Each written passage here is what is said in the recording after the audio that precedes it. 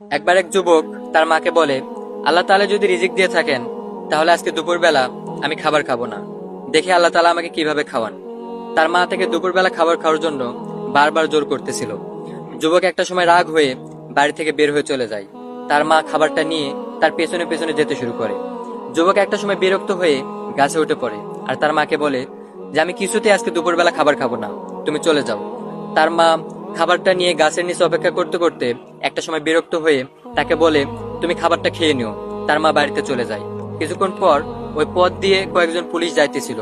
যাওয়ার সময় দেখে গাছের নিচে গরম গরম খাবার রাখা। পুলিশরা ভাবলো খাবারটা আমরা খেয়ে নিই।